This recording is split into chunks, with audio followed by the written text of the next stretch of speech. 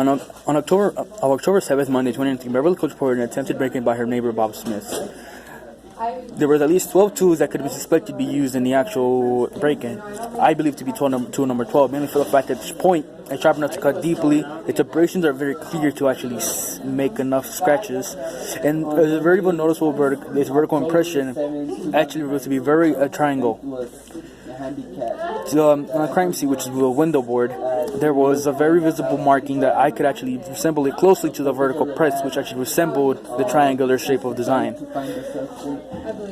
Well, still we got to do the tools. So tool number 1 obviously it was a two-phase handle, pliers, and teeth with the Pittsburgh brand. Its teeth were 3 millimeters wide, all teeth were 14 millimeters at least long, and tool was 45 millimeters, and it has 5 teeth each side. Its abrasion marks were 8 millimeter wide scratches. Beyond that, it was normalish. It was with one hand, it was 8 millimeter wide cut. I believe it isn't mainly for the fact that cutting marks are too jagged and the abrasions would be parallel to each other, and the tool cannot be stabbed into the object at all, which is very hard to pronounce, especially when the tip is pretty wide and too much to bear to squeeze into the little wedge. Tool number 2 was a chisel. Its indentation left on a 19 millimeter wide head, hexagonal indentation with brown residue, most likely rust. Its abrasion marks were deep, then transforms into smoother scratches and geometric shape. Coating marks wise, it had deep cuts and pulled the material with it as it was traveled along the board. And no, because the chisel is too wide for the triangular indentation, and no geometric scratches, and the guard is too skinny to withstand the weight of someone trying to force open a window. Tool number 3 was a metal driver with striations.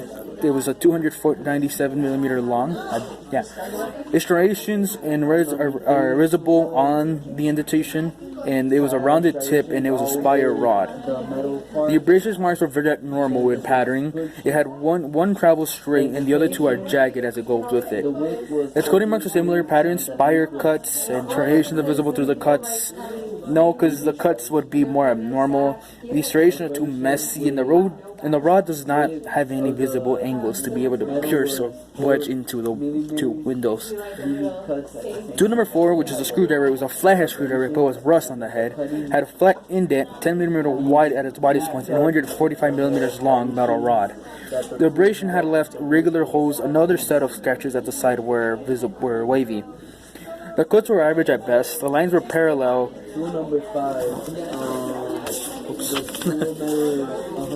I don't believe it is because the cuts were wavy, single abrasions on the wood, and no signs of the rust on the hood, unlike the abrasions that was left by the tool. Tool number 5 was a rectangular grip as a handle and a screwdriver.